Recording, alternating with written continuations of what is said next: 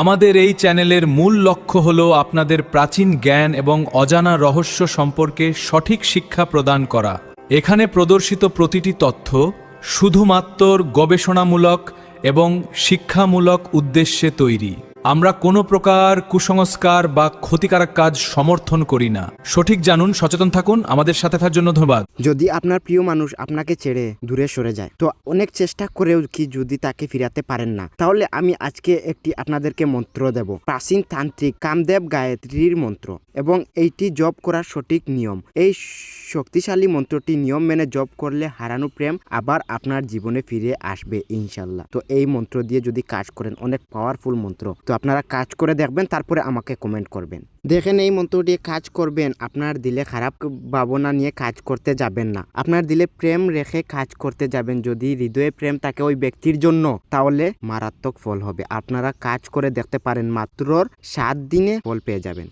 সঠিক নিয়মে কাজ করবেন, সঠিক হিসাবে কাজ করবেন। আমি নিয়ম ভালো করে বলে দেব আপনাদেরকে, যাতে সঠিক হিসাবে কাজ করতে পারেন। আমি যেভাবে নিয়ম বলে দেব সেভাবে আপনারা ভিডিওটি সেভ করতে পারেন। ভিডিওটি সেভ করে রেখে তারপরে কাজে যাবেন, দেখবেন কতটুকু মারাত্মক ফল হয়, কিন্তু সঠিক নিয়মে কাজ করবেন। তো প্রথমে নিয়মটি শুনে নেন। এই মন্ত্রটি জপের সবচেয়ে শুভ সময় হলো শুক্রবার, যেহেতু শুক্রবার প্রেমের গ্রহ, শুক্রের দিন। এছাড়া পূর্ণিমা থেকে শুরু করলে এটি বেশি কার্যকারী হয়। প্রতিদিন ভোরবেলা সূর্য উদয়ের আগে অথবা রাত 10টার পর শান্ত পরিবেশে এটি করা উত্তম। একটি লাল রঙের আসন, আপনার মনের মানুষের ছবি আপনার ভিতরে রাখবেন। একটি ঘিয়ের প্রদীপ এবং সুগন্ধি ধূপ বা আগরবাতি, সম্ভব হলে কিছু লাল ফুল যেমন গোলাপ বা জবা, একটি রুদ্রাক্ষের মালা। প্রস্তুতি ও সংকল্প: স্নান করে পরিষ্কার লাল বা সাদা বস্ত্র পরিধান করুন। উত্তর বা পূর্ব দিকে মুখ করে আসনে বসুন। প্রথমে গণেশ ঠাকুরের নাম স্মরণ করে বাধা দূর করা প্রার্থনা করুন। প্রতিদিন রাত 10টায় ওই মন্ত্রটি 108 বার পাঠ করবেন। এমনভাবে 7 দিন করলে কাজ হয়ে যাবে। দিলে প্রচুর বিশ্বাস নিয়ে কাজ করবেন। দেখেন, মন্ত্রটি নিয়ম আমি ভালো করে বলে দেই আপনাদেরকে। একটু লম্বা নিয়ম, তার কারণে আমি সরাসরি খাতা লিখে দিচ্ছি না, তো আপনি মুখে বলে দিচ্ছি। আপনারা চাইলে আবার ভিডিওটি প্রথম থেকে আবার নিয়মটি শুনতে পারেন। তো আমি নিয়মটি আবার বলে দিই, আপনারা শুনে নিন। তো দেখেন, আপনারা এই মন্ত্রটি জপ করবেন শুক্রবার দিন থেকে করলেই ভালো হবে। শুক্রবার দিন থেকে এমনভাবে 7 দিন করলে হয়ে যাবে।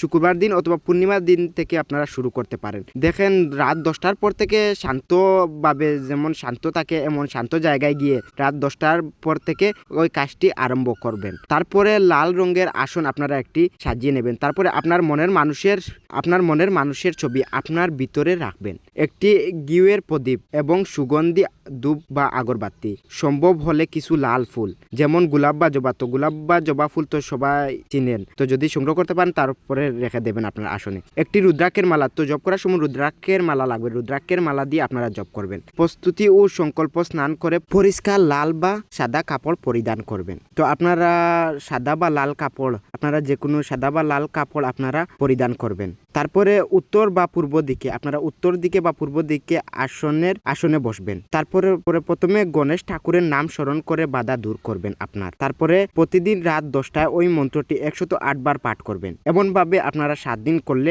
কাজ হয়ে যাবে। দিলে প্রচুর বিশ্বাস নিয়ে কাজ করবেন। তো ওই মন্ত্রটি আপনারা শুক্রবার অথবা পূর্ণিমার দিন থেকে কাজ আরম্ভ করবেন। তারপরে আপনারা 7 দিন কাজ করলেই আপনার প্রিয় মানুষ আপনার সঙ্গে সঙ্গে হাজির হয়ে যাবে, অথবা প্রথমে আপনার কাছে কল আসবে অথবা SMS আসবে। তো আপনারা কাজের সময় ফোন অথবা SMS আসতে পারে আপনার প্রিয় ব্যক্তির কাছ থেকে। তো আপনারা দিলে বিশ্বাস নিয়ে কাজ করবেন, দেখবেন কতটুকু মারাত্মক উপকার হয়। তো মন্ত্রটি আমি স্ক্রিনে লাগিয়ে দিচ্ছি, মন্ত্রটি দেখে নেন। মন্ত্র: ও কামদেবায় বিদ্যয়ে পুষ্প বানায়, দিমহি তন্ন অনঙ্গ প্রচোদয়াৎ। তো মন্ত্রটি আবার শুনে নেন, আমি বল দেই। মন্ত্র: ও কামদেবায় বিদ্যয়ে পুষ্প বানায়, দিমহি তন্ন অনঙ্গ প্রচোদয়াৎ। তো মন্ত্রটি সঠিক হিসাবে আপনারা উচ্চারণ করবে। আমি সরাসরি লাগিয়ে দিচ্ছি, আপনারা দেখে শিখতে পারেন। যদি বুঝতে অসুবিধা হয়, যদি আমার ভিডিও থেকে যদি আপনার মন্ত্র অথবা নিয়ম বুঝতে অসুবিধা হয়, তো আমাকে কমেন্ট করবেন, কমেন্টে জানাবেন। তো আমি স্ক্রিনেও লাগিয়ে দিচ্ছি ওই নিয়মটি। তো স্ক্রিনেও দেখে আপনারা স্ক্রিনশট মেরে স্ক্রিনশট মেরে রেখে ওই নিয়মটি ভালোভাবে আপনারা বুঝে কাজ করতে পারেন। তো মন্ত্রটিও আমি ভালো করে স্ক্রিনে লাগিয়ে দিচ্ছি সঠিক হিসাবে। আমার যদি বলাত ভুল হয়, তো আপনারা সঠিক হিসাবে কাজ করবেন। তো আমার ভিডিওটি পুরোপুরি দেখার জন্য ধন্যবাদ। তো আজকের জন্য এইটুকু ভিডিও এখানে রইল। তো আমি ভিডিও এখানেই বন্ধ করলাম।